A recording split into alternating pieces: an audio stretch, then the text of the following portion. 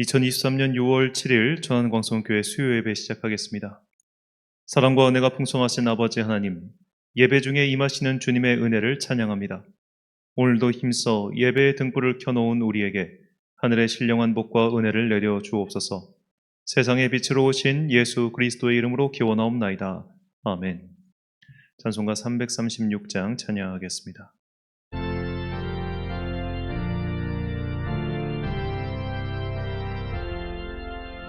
환난과 비법 중에도 성도는 신앙 지켰네. 이 신앙 생각할 때에 기쁨이 충만하도다. 성도의 신앙 따라서 죽도록 충성하겠네. 복중에 매인 성도나 양심은 자유 얻었네. 우리도 고난 받으며 죽어도 영광 되도다. 성도의 신앙 따라서 죽도록 충성하겠네. 예신앙 본받아 원수도 사랑하겠네. 빈자 너너 행실로 이 신앙 전하리라. 성도의 신앙 따라서 죽도록 충성하겠네. 아멘.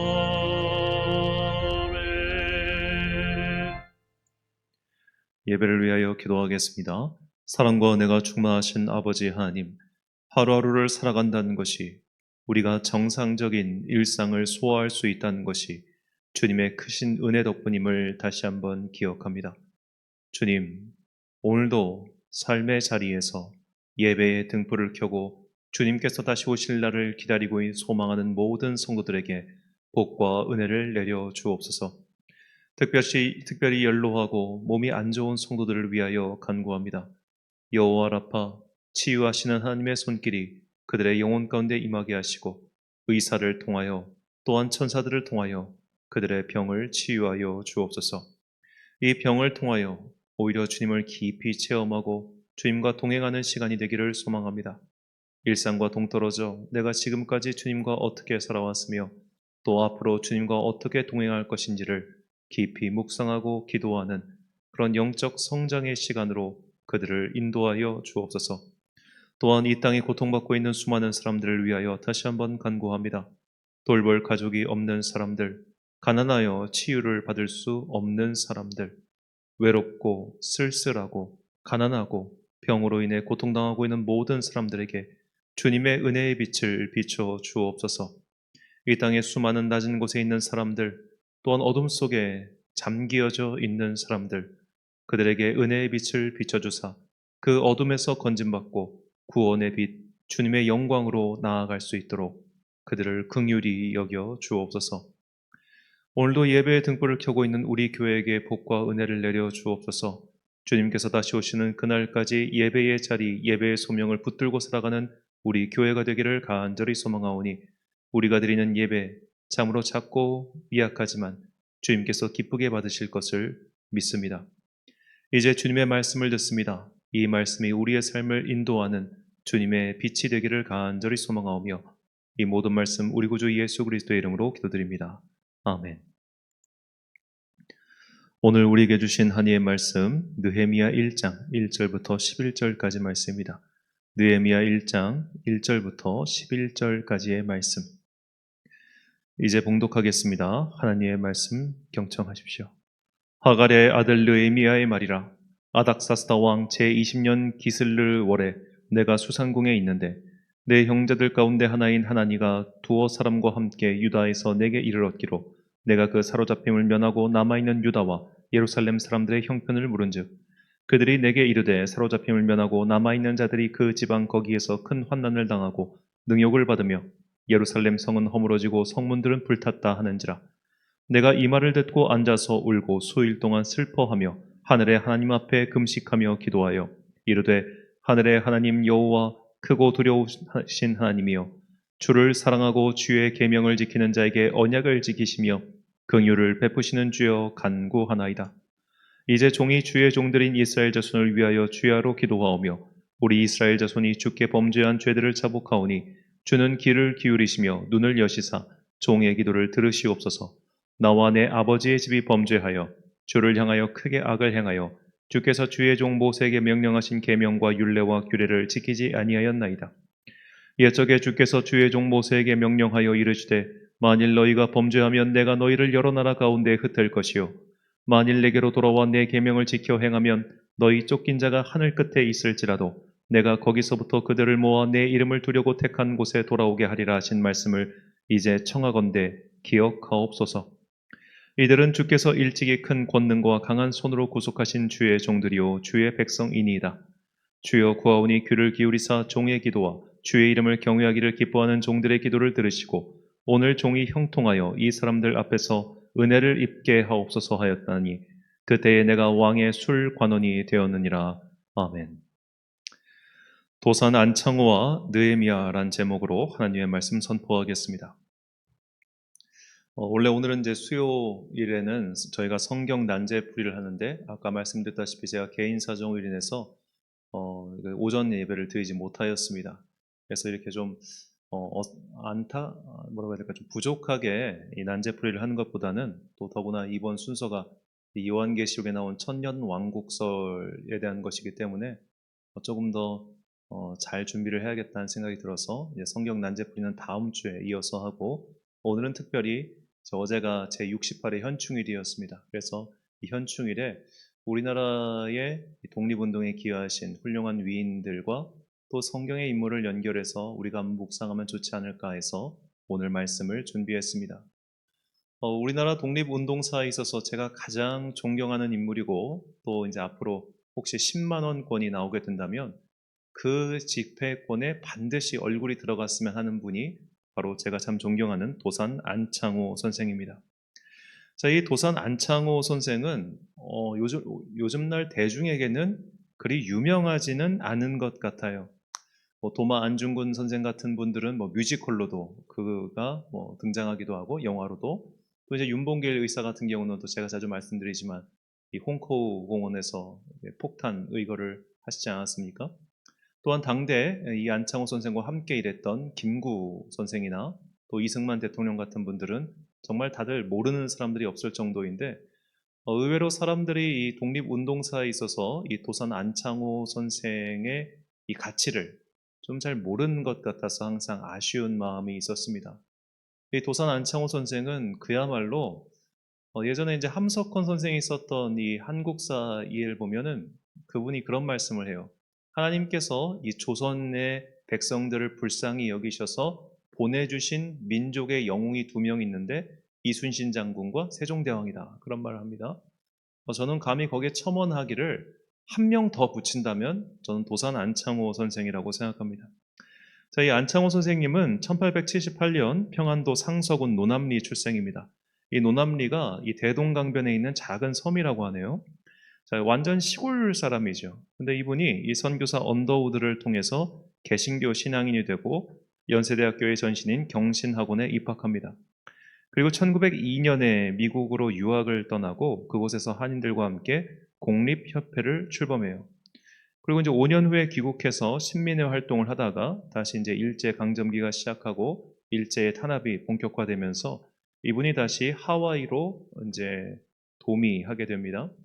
그곳에서 이분이 이 하와이에 살고 있는 한인 사회를 규합해서 이 임시 정부가 출범했을 때 그 한인들이 모은 돈을 가지고 상하이로 돌아와서 임시정부에 자금을 내는데 굉장히 중요한 역할을 합니다. 이 안창호 선생님이 이제 미국 한인 사회에 갔을 때 그분이 크게 개탄하는 것이 뭐냐면 그 한인들끼리 서로 싸우고 있더라는 거예요.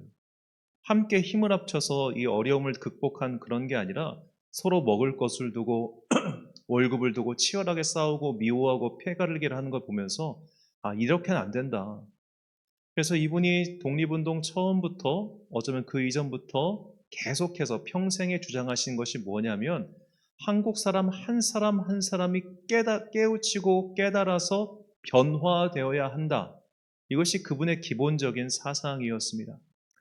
자, 이 당시의 임시정부는 사실 임시정부의 자료가 굉장히 많고 또 그것을 정리한다는 것은 오늘날에도 힘든 일이에요. 왜냐하면 이 임시정부를 바라보는 이 역사가 혹은 당사자들의 시각이 너무나 다르기 때문입니다. 누군가 이제 특히 이제 뭐 NL 계열이라고 하죠. 어떤 이제 북한 공산주의라든지 그런 사회주의 사상에 조금 더 관심이 있으신 분들 같은 경우는 이 대한민국 임시정부가 이제 김구 주석이나 이승만 초대 대통령 그 사람들에 의해서 주도된 것처럼 보이기 때문에 좀 그것을 폄하하거나 좀 낮게 보는 분들도 있고 또 반대로 이제 김구 주석이나 이승만 대통령의 과업을 너무 높게 보는 사람도 있다는 거예요. 근데 이 두 그룹 사이에서 잊혀진 사람이 이제 도산 안창호 선생인데 사실 안창호 선생님은 이 대한민국 임시정부 안에 서로 패가 갈라져서 싸우고 있는 사람들을 하나로 묶는데 굉장히 중요한 역할을 했던 사람입니다. 당시 대한민국 임시정부는 크게 기호파와 서북파로 나뉘어 있었습니다. 기호파는 서울, 경기, 충청도 출신들로 주로 양반계층으로 구성된 사람들이에요.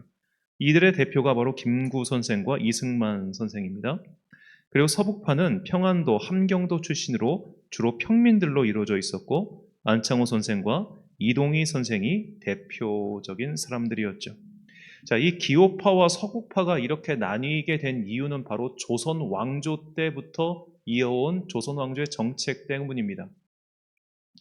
조선 왕조 시대에 이 평안도, 서북 지역의 사람들을 굉장히 천대합니다. 그래서 의도적으로 이들의 어떤 정계 진출을 막기도 하고 그랬단 말이에요. 반면에 서울, 경기, 충청 출신들은 당시 조선에 의해 많이 좀 등용되던 사람들이죠. 우리가 알다시피 이 이승만 대통령이 전주이시 아닙니까? 그분이 자기가 이 조선 왕가 사람이라고 본인 스스로 생각했고, 그걸 굉장히 자긍심을 가졌던 사람이에요. 그러니까 우리가 대한민국 임시정부의 구성원들을 이해하기 위해서는 이분들이 모두 조선시대에 태어난 사람들이라는 걸 꼭 기억하고 있어야 됩니다. 그러니까 아직도 양반이네 상놈이네 하는 생각이 박혀 있는 사람들이었단 말이에요. 자, 그래서 이 양반 출신들, 그리고 평민 출신들, 이런 사람들이 서로 갈등이 있었다는 겁니다. 특히 오늘날 이북 지역 사람들은 그 당시 조선 왕조 때 차별을 당했기 때문에 자연스럽게 이들은 그 당시 이제 제1인터내셔널이라고 하는 그 소비에트 연방이 출범하면서 이 소비에트의 사람들이 초창기 가지고 있었던 어떤 평민 중심, 오늘날 인민 중심의 사고에 굉장히 감동받은 사람들이었어요. 왜냐하면 이 조선 왕조가 자기들을 대놓고 차별했으니까. 반면에 이런 것들을 싫어했던 사람들이 당시 기호파, 소위 양반 중심의 사고를 아직도 갖고 있는 사람들이었습니다. 그러니까 이들이 생각하는 대한민국의 독립 이후의 나라의 방향이 이미 처음부터 달랐던 거예요. 아직도 양반에 대한 이런 게 갖고 있었던 사람들은 너무 말만 잘해요. 그냥 말만 잘해요. 그래서 이런 사람들, 특히 기호파 출신들은 돈을 벌기 위해서 이 독립운동을 하려면 자금이 있어야죠. 자금이 있어야 무기도 사고 사람들 먹을 것도 입히고 군대도 훈련시키고 이런 거 할 거 아닙니까? 그런데 이렇게 돈을 가지고 오는 것을 되게 천하게 여겼어요. 양반이니까. 반면에 이 서구파 출신들 같은 경우는 이 서구파 내에서도 두 개로 나뉘는데 적극적 무장 투쟁파가 있었습니다. 그러니까 우리가 소련이라든지 혹은 중공으로부터 이 무기를 지원받아 가지고 우리가 해외에서 특히 만주 지역에서 이제 적극적으로 무장 운동을 해야 된다. 그렇게 해야만 이제 우리가 독립을 수월하게 이룰 수 있다. 이런 주장을 하는 사람들이 이동희와 같은 사람들이었고, 반면에 안창호 선생 같은 경우는 야, 우리가 일본군에게 폭탄을 터뜨리고 막 그렇게 총독을 암살한다고 해서 독립이 과연 오겠느냐? 일단 우리가 내부의 실력을 키우는 데 집중해야 된다 해서 조금 더 교육운동 쪽으로 일찍 눈을 뜬 분이죠. 여하튼 이렇게 둘 사이가 좋지 않았기 때문에 이 둘 사이에서 중재자 역할을 하는 게 안창호 선생이었던 겁니다. 실제로 안창호 선생과 이승만 초대 대통령은 굉장히 사이가 안 좋았다고 합니다. 이제 여운형 박사 같은 분이 이제 이승만 대통령 비서실장을 했는데, 여운형 박사는 안창호 선생을 좋아해가지고 친하게 지내자 이승만 박사가 이랬다고 해요. 그런 잡놈이랑 왜 어울리냐. 그러니까 자기는 양반이고 저 사람은 평안도 상놈이잖아요. 왜 그런 애랑 어울리냐. 그렇게 대놓고 모욕을 줬다고 합니다.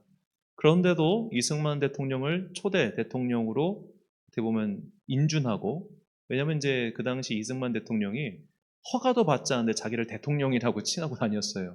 그래가지고 이제 이 문제로 되게 시끄러웠는데, 그럼에도 불구하고 자기와 생각과 뜻이 다르지만 이승만 대통령을 정말로 대통령을 추대하는데 큰 공을 세운 사람이 안창호 선생입니다. 안창호 선생이 그때 당시 이승만의 편을 들어준 이유는 굉장히 단순했어요. 이승만 대통령이 프린스턴 대학 출신이었기 때문입니다. 그리고 그때 미국 대통령 윌슨이 바로 이 프린스턴 학장 출신이었어요. 그러니까 우리가 사실 자력으로 독립을 쟁취하는 것은 거의 불가능한 상황이었기 때문에 외교전을 통해서 이런 좀 임시정부의 당위성을 인정받고 해야 될 필요가 있었는데, 그런 역할을 소위 말해 얼굴마담 역할을 하기에 이승만만한 인물이 당시 없었기 때문에 그의 편을 들어준 것이었습니다. 그러니까 안창호 선생에게 나와 생각이 다르고 나와 뜻이 다르고 나와 입장이 다른 것은 사실 중요하지 않았어요. 그에게 정말로 중요한 것은 대한민국의 독립이었던 것입니다. 자, 특히 안창호 선생은 이 대한민국 임시정부라는 조직의 살림을 운영하는 역할을 했습니다. 살림을 하는 데는 돈이 필요하죠. 그래서 그는 해외를 많이 다니면서 여러 돈을 빌려오기도 하고 재외 동포들로부터 소위 말해서 독립운동 자금을 모아서 임시정부를 꾸리는 데 큰 역할을 했죠. 그래서 그는 이런 말을 했습니다. 나는 우리 독립운동자 중에 소비자뿐이고 생산자가 1인도 없음을 볼 때 나의 가슴이 답답합니다. 즉, 돈 벌 생각은 없고 그냥 말만 앞세운 이들이 너무 많았다는 거예요. 그리고 이런 말도 합니다. 무슨 일이든지 하고 아무리 적은 액수라도 돈을 바치는 일이 곧 독립운동. 여러분은 다 일하시오. 여기서 할 일이 없거든 서북 간도에 가서 농업을 하시오. 독립운동 하노라 하면서 노는 자는 독립의 적이요. 자, 안창호 선생은 이상주의자죠. 하지만 동시에 지극히 현실주의자이기도 했습니다. 그분의 발언과 행동을 보면 야, 이분이 정말 조선시대에 태어난 사람 맞나? 현대인이 과거로 환생해서 이런 일을 했던 것 아닐까 싶을 정도로 그는 정말로 지극히 현대인과 같은 그런 사고를 했던 사람이에요. 그는 대책 없는 이상주의자도 아니었으며 양반 임내하며 돈 한 푼 가져다 주지 않는 사람들과 달랐습니다. 그래서 이 안창호 선생 주변 사람들이 그의 출신을 그렇게 안타까워했다고 해요. 한 사람이 말하기를 아니 형, 왜 당신은 안씨요? 김씨나 이씨로 태어났고 또 평안도 출신이 아니라면 당신이 당연히 국무총리도 하고 초대 대통령도 하고 했을 터인데 아무도 당신의 이런 헌신과 수고를 알아주지 않는 것이 나는 지극히 답답하오 라는 말을 했다고 해요. 하지만 안창호 선생은 그런 말에 흔들리지 않았습니다. 그에게 중요한 것은 내 지위가 높아지고 사람들이 나의 행동을 알아주는 것에 있는 것이 아니라 정말 대한민국의 독립이라는 대의를 위해서 나를 희생할 각오를 충분히 세웠기 때문이죠. 자, 이 안창호 선생님은 1932년 상하이에서 일제에 체포되었습니다. 그리고 5년간 수감된 후 1937년에 다시 그러니까 너무 건강이 안 좋아지셔서 잠시 이제 석방되었다가 다시 또 수감되셨죠. 그리고 이듬해 건강이 안 좋아지셔서 1938년 3월 10일에 별세하셨습니다. 자, 이 사진은 서울에 있는 도산공원이죠. 자, 이 안창호 선생님이 정말로 대단한 것은 첫째로 그분이 이 독립운동가들이 하나가 되기 위해서 노력했다는 것이고, 두 번째로 자신의 지위를 구하지 않고 묵묵히 뒤에서 일했다는 것입니다. 자, 우리가 한 번에 불꽃처럼 타올라서 죽는 것은 어쩌면 쉬운 일일 수 있습니다. 그러니까 정말로 강한 대적이 등장해서 우리가 그의 칼 앞에 목을 내밀고 순교하는 일은 오히려 쉬울 수 있어요. 하지만 지속적인 괴롭힘, 지속적인 탄압, 사람을 단번에 죽이는 것이 아니라 말려 죽이는 일을 끝까지 견디는 것은 참 어렵습니다. 우리가 그 엔도 슈샤쿠의 침묵이라는 소설에 보면 이 과정이 되게 잘 나와 있어요. 그 당시에 이제 도쿠카와 이제 막부가 이제 그 스페인 선교사들을 어떻게 보면 그들로 회심시키기 위해서 이제 그 기독교 신앙을 부정하기 위해서 갖은 방법을 쓰잖아요. 근데 해보니까 선교사들을 직접 고문하는 것은 의미가 없더라는 거예요. 고문을 하면 할수록 이들의 신앙심이 단단해지더래요. 그래서 이 막부가 생각해 놓은 방법이 그들을 믿고 따르는 이 크리스탄, 그들은 키리스트라고 하는데 이 크리스찬 성도들, 그러니까 일본인 중에서 개심한 그 성도들을 선교사 앞에서 고문하는 겁니다. 네가 저 예수의 성화를 밟으면 저들을 풀어줄 거야. 하지만 네가 계속해서 신앙을 지키고 가만히 있으면 저들을 죽을 때까지 계속 괴롭힐 거야. 이러니까 이 선교사들이 소위 말해 배교를 하는 장면이 이 소설과 영화에 잘 나타나 있죠. 우리는 이렇게 나에게 당해지는 어떻게 보면 강한 것은 견딜 수 있지만 지속적으로 끊임없이 다가오는 고통에는 누구나 쉽게 무너질 수 있습니다. 자, 그래서 안창호 선생이 대단한 거예요. 한 번의 의거로 불꽃처럼 사그러져 없어지는 것은 어찌 보면 용기만 있으면 가능한 것이죠. 하지만 오랜 세월 말 안 듣지 않는 사람들 규합하고 하나로 뭉치고 더구나 알아주지도 않고 손해보고 희생하고 그를 감내하는 것은 엄청난 인내심과 불굴의 의지가 없이는 불가능한 일 아니겠습니까? 안창호 선생이 바로 이런 사람이었습니다. 이 현충일을 기념해서 안창호 선생에 대해서 다시 한번 묵상하다가 이 성경 속에 이런 인물이 또 누가 있을까 생각하면서 저는 느헤미야가 떠올랐습니다. 느헤미야는 이 페르시아 제국의 고관의 자리를 버리고 예루살렘으로 내려가 이 동포들의 정치적 안정을 위해서 심력을 기울였죠. 자, 우리가 느헤미야라는 사람을 좀 이해하기 위해서는 이 당시의 배경, 즉 연대를 알아야 됩니다. 기원전 588년에 예루살렘이 바벨론의 손에 의해 멸망당하죠. 그리고 50년 후에 바벨론도 페르시아에 의해 멸망당한 후 이 페르시아의 대왕이었던 고레스가 칙령을 반포합니다.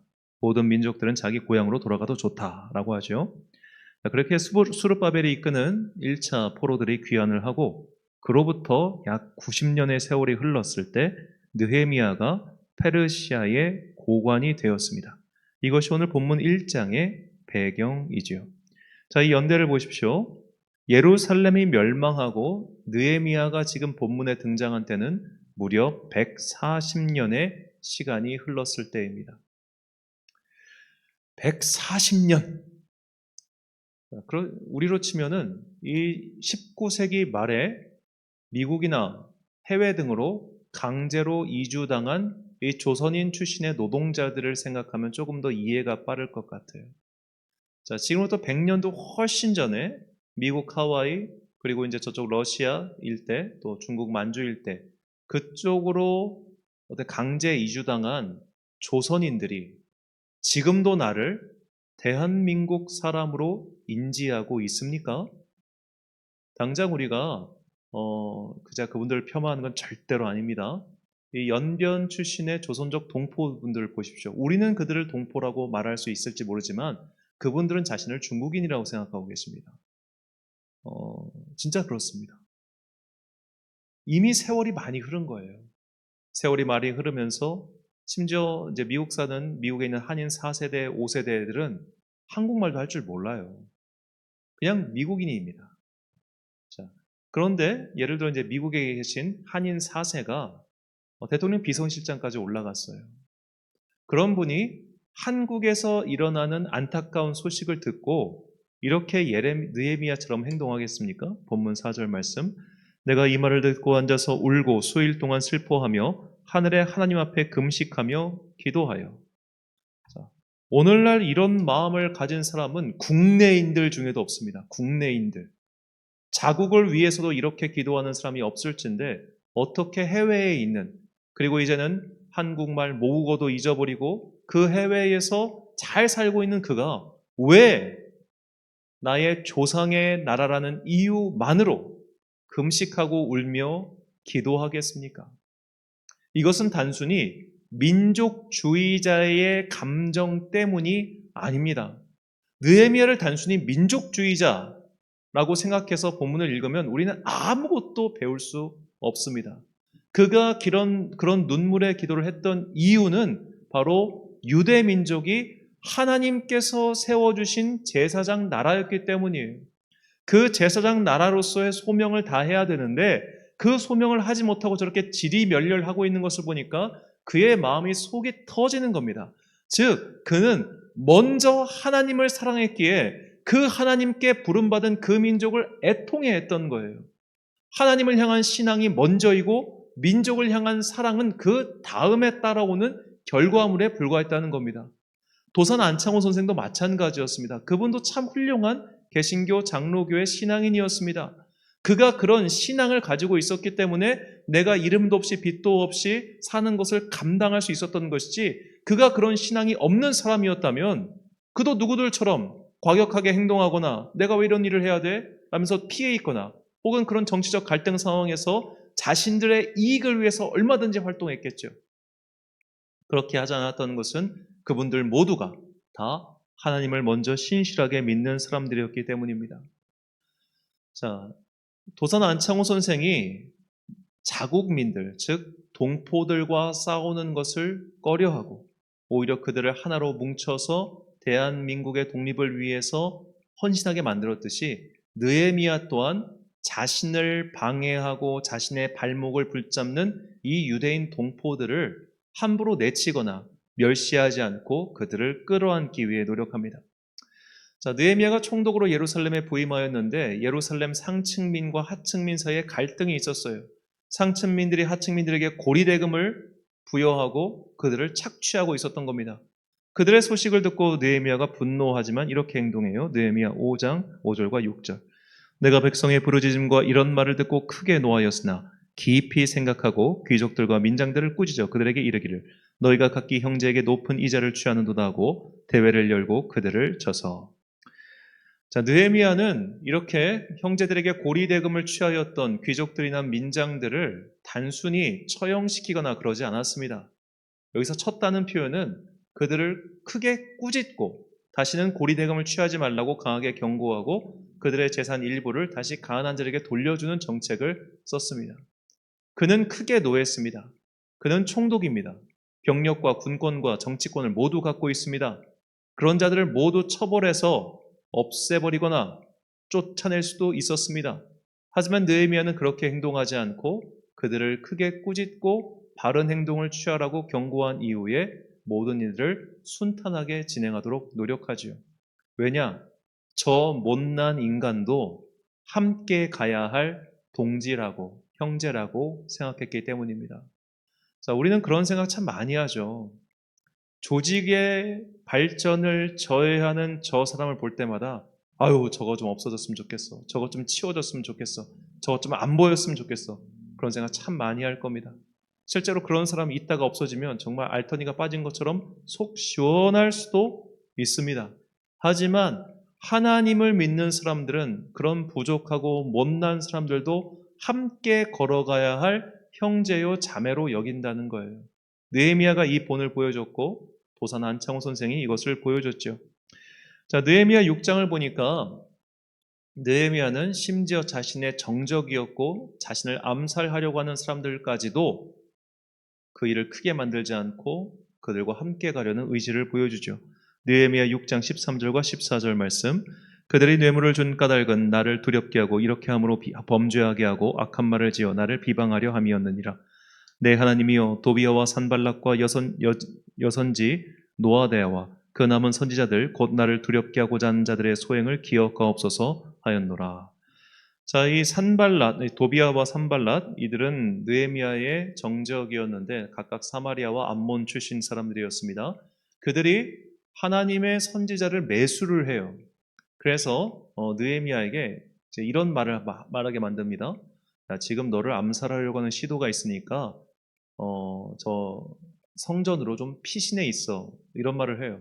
언뜻 보면 굉장히 느헤미야에게 호의적인 말로 들립니다. 하지만 그들은 이것은 이중의 올감이었어요. 왜냐하면 당시 제사장도 하는 느헤미야가 성전으로 들어갔다. 성전 깊숙한 곳에 숨었다. 저것은 성전을 모욕한 것이다. 이런 식으로 느헤미야를 비방한 명분을 만들기 위해 함정을 꾸민 것이었습니다. 느헤미야 이 함정에 넘어가지 않지요. 그렇다면 이 함정에 동원되었던 도비아와 살맛은 일단 주범인데 아예 이민족이니까 제외한다 쳐도 이 선동지, 그러니까 이 수작에 동참했던 매수당했던 선지자들은 느헤미야가 얼마든지 처벌할 수 있는 것 아닙니까? 그런데도 그냥 덮습니다. 왜냐? 그런 인간들도 결국 심판은 하나님께서 하실 것이고 내가 하는 일은 내가 가지고 있는 이 권력의 칼을 내 동포들에게 휘두르는 것이 아니라 이 예루살렘의 재건을 방해하는 외적들을 향해 휘둘러야지 내가 왜 내 동포들에게 이런 일을 해야겠는가. 저들이 부족하고 심지어 저런 못된 짓을 해도 내가 참자. 이렇게 생각하는 겁니다. 그가 그렇게 참고 인내할 수 있었던 이유는 그가 느헤미야가 정말로 하나님을 믿고 신뢰하고 사랑하는 사람이었기 때문이죠. 자, 마지막으로 느헤미야는 총독의 녹을 받지 않고 일을 했습니다. 자, 물론 느헤미야가 이 페르시아에서 가지고 있었던 재산이 있었기 때문에 이런 것들을 감내할 수 있었겠지만 여러분 아무리 부자라도 돈 안 받고 일하면 기분 나빠요. 또 사람들이 아유 넌 돈이 많으니까 그냥 공짜로 일해 이러면은 누구든지 불쾌합니다. 우리가 이제 교회 봉사를 할 때 이런 말 정말 하면 안 되는데 아유 권사님은 부자잖아. 그럼 그냥 봉사해. 아유 집사님은 돈 많잖아. 그럼 집사님 돈 좀 돼. 이런 말 하면 다 기분 나빠해요. 너한테도 귀한 돈이면 나한테도 귀한 돈이에요. 돈은 누구나 다 귀하고 소중합니다. 더군다나 정당한 일을 한 사람이 그 정당한 일의 대가를 받는 것은 너무나 상식적이고 당연합니다. 부자라고 해서 받지 말아야 될 이유가 없는 거예요. 가난한 사람이라고 해서 그가 한 일보다 더 줘야 될 이유도 없는 겁니다. 우리가 이런 상식적인 사고를 해야 됩니다. 자, 그런데 느헤미야는 본인도 그것을 알고 있음에도 불구하고 총독의 녹을 받지 않고 12년 동안 일을 합니다. 그가 그렇게 할 수 있었던 이유는 바로 하나님을 믿었기 때문이죠. 느헤미야 5장 14절부터 16절까지 말씀. 또한 유다 땅 총독으로 세움을 받을 때 곧 아닥사스다 왕 제20년부터 제32년까지 12년 동안은 나와 내 형제들의 총독의 녹을 벗지 아니하였느니라. 나보다 먼저 있었던 총독들은 백성에게서 양식과 포도주와 또 은 40세겔을 그들에게서 빼앗았고 또한 그들의 종자들도 백성을 압제하였으나 나는 하나님을 경외함으로 이같이 행하지 아니하고 도리어 이 성벽 공사에 힘을 다하며 땅을 사지 아니하였고 내 모든 종자들도 모여서 일을 하였으며. 자, 보십시오. 16절에 땅을 사지 아니하였다. 요즘 시끄럽죠? 정치인이 돈 버는 거 괜찮느냐? 사람들은 말합니다. 어떤 사람들은 아니 뭐 어때? 느헤미야도 똑같은 말을 할 수 있지 않았을까요? 뭐 어때? 내가 부정한 방법으로 돈을 벌겠어? 그냥 부동산 투자하는 것뿐이야. 라는 식으로 느헤미야도 얼마든지 불법이 아닌 선에서 자신의 재산 증식을 위해 노력할 수 있는 자유가 있었습니다. 하지만 그는 그런 자유조차 모두 포기한 채 12년 동안 내돈 내산해가지고 총독으로서 자신의 급여뿐만 아니라 자신의 부하들의 노까지 내가 다 감당한 거예요. 아무리 부자라도 이거 쉽지 않은 일 아닙니까? 그 일을 느헤미야가 했어요. 왜? 내 하나님을 경외함으로. 내 하나님을 경외하기 때문에 내가 나의 일신의 만족이나 재물을 취하는 것에 힘쓰지 않겠다는 거예요. 이것이 불법이 아니고 이것이 이상한 일이 아님에도 불구하고 나는 하나님을 믿기에 하나님을 경외하기에 이런 선택을 하고 산다. 이게 얼마나 대단한 믿음이 아니겠습니까? 실명과 얼굴을 드리면 또 이제 어떤 분께서는 왜 그런 분들 지지하냐 이런 말씀 하실까봐 좀 그래서 그냥 그분 제가 실명을 밝히지 않겠습니다만 얼마 전에 한 정치인이 이런 일을 했었어요. 그분이 신실한 기독교인인데 본인의 잘못도 아니에요. 본인의 의혹도 아니고 그의 부친이 어느 지역에 땅을 샀는데 그 땅이 땅값이 많이 올랐어요. 그 부친이 땅 투기를 하신 거예요. 그런데 내가 국회의원인데 아버지가 땅 투기한 거 이거 그래도 내가 책임을 져야 된다 해가지고 그분이 의원직 사퇴를 하십니다. 사람들이 그때 막 뭐라고 했습니다. 저거 위장 탈당, 위장 사퇴다. 막 욕도 많이 하고 그랬어요. 근데 요즘 와서는 이분에 대한 평가가 달라졌어요. 아, 저 사람은 정말 돈에 어떻게 보면 직분을 걸지 않고 명예롭게 살기 위해 사는 사람이구나. 전 이분이 정말 잘 됐으면 좋겠습니다. 그래서 훌륭한 기독교인이자 정치인으로서 이 나라 역사에 남기를 참 바라고 있어요. 자, 느헤미야든 안창호 선생이든 그분들은 모두 살신성인의 사람이었습니다. 그런 일들이 가능했던 것은 다시 한번 말씀드리지만 그분들이 모두 하나님을 신뢰하는 사람이었기 때문이죠. 그래서 느헤미야는 느헤미야 13장 이 마지막 장에 거듭해서 이렇게 주님께 간구합니다. 14절과 22절 하반절, 31절 하반절 말씀.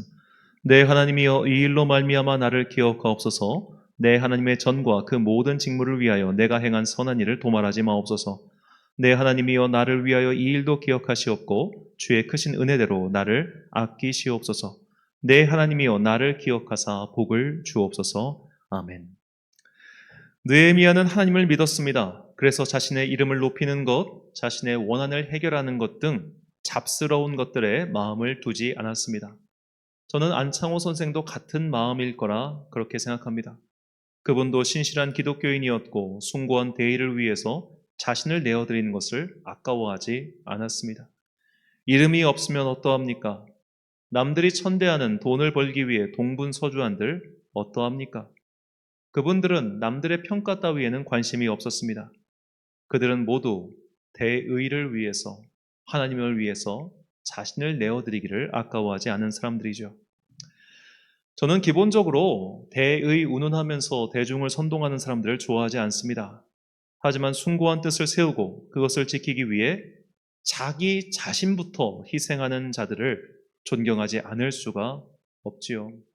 그래서 사도 요한은 이렇게 말만 앞세우지 않고 자신부터 내어드리는 희생의 자세로 우리 그리스도인들이 살아야 될 것을 다음과 같이 권면합니다.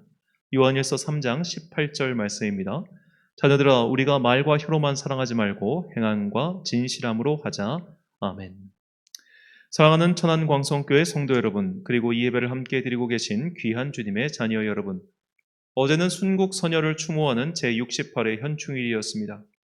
안창호 선생님 같은 현실의 바닥 위에서 이상을 지향하는 그런 지도자들이 참으로 그리운 요즘이죠. 우리는 이런 대의를 두고 살았던 믿음의 선배들에 비해 너무 개인적인 일에만 몰두하는 그런 사람들은 아닐까요? 개인의 안위가 하찮다는 것이 아니라 개인의 평안보다 더 위대하고 숭고한 것이 있음을 우리가 모르지 않을 것입니다. 그렇다면 우리 또한 나만을 위한 삶에서 조금은 눈을 돌려 더 높고 더 숭고한 일을 위해 헌신해야 되지 않겠습니까? 내가 부름받은 공동체를 위하여 그리고 무엇보다 내가 속해 있는 하나님 나라의 뜻을 위하여 내가 손해보고 희생하고 그리고 이름조차 드러나지 않는 것을 그렇게 뭐라고 해야 될까요? 그렇게 드러나는 것을 슬퍼하지 않고 답답해하지 않고 그런 것들을 싫어하지 않는 그런 그리스도인들, 그런 주님의 사람들이 되시길 간절히 축원합니다. 기도하겠습니다. 사랑과 은혜가 풍성하신 아버지 하나님, 우리는 참 손해보는 거 싫어합니다. 우리는 참 내 이름이 뒤에 있는 걸 싫어합니다. 그래서 기억, 니은, 디귿, 리을 순서로도 앞으로 가려고 하고 생년원일로도 앞으로 가려고 하고 내가 임직을 먼저 받았네. 내가 여기에 먼저 왔네. 그렇게 하면서 순서를 두고 서열을 매기고 싸우고 있습니다. 우리의 이 한심한 작태들이 믿음의 선배들에 비하면 얼마나 부끄럽고 초라한지 이루 말할 수가 없습니다. 말로는 나라를 위하여, 하나님을 위하여 그렇게 선동질을 해대면서도 정작 나는 손해보는 것을 싫어하고 희생하는 것을 싫어하고 앞에 나서는 것을 싫어합니다. 이런 이중적인 우리의 모습을 보면서 주님께서 얼마나 한탄하실까요? 나의 것은 털끝만큼이라도 희생하기 싫고 남들에게는 네가 희생해라, 네가 앞으로 나아가라 그렇게 선동하는 것이 우리의 지금 모습은 아닌가 참으로 개탄스럽습니다. 주님, 우리가 안창호 선생같이 또 느헤미야와 같이 하나님을 위하여 나 자신을 내어드릴 수 있는 주님의 사람 되게 하여 주옵소서. 당신들이 돈을 벌어 독립운동에 힘쓰는 것이 곧 독립운동이다 라고 말했던 안창호 선생처럼 내가 거대한 일, 놀라운 일을 하지는 못한다 할지라도 하나님 나라를 위하여 힘쓰고 애쓰는 저 선교사들에게 헌금하고 또 하나님 나라를 위하여 오늘도 피땀 흘려 일하고 있는 저 이름 모를 작은 교회들과 목회자들에게 중보의 기도를 행하는 주의 사람들 되게 하여 주옵소서. 나만을 위한 삶에서 조금은 눈을 돌려 하나님 나라를 위한 삶을 살아가기라 다짐하는 주님의 자녀들에게 크신 복권을 내려주길 간절히 소망하오며 이 모든 말씀 우리를 위하여 이 땅에 오신 예수 그리스도의 이름으로 기도드립니다. 아멘. 찬송가 582장 찬양하겠습니다.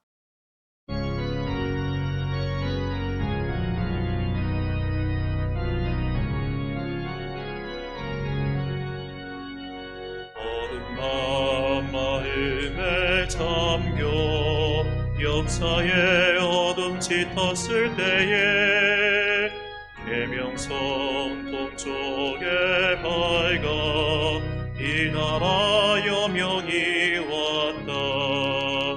고요한 아침의 나라 이 속에 새롭다. 이미 삶 속에 얽혀 이 땅에 생명탐 놓아간다. 옥토에 뿌리는 기쁨 하늘로 줄기까지 솟을 때 가지 복만을 해요 그 열매 만민이 산다. 고요한 아침의 나라 일꾼을 고른다. 하늘 씨앗이 되어 역사의 생명을 이어가리. 줄기 용솟아 거칠은 땅에 흘러 적실 때 기름진 푸른 벌판이 눈앞에 활짝 트인다. 고요한 아침의 나라 새 하늘 새 땅아 이리 거지지 않는 인류의 횃불 되어 타거라.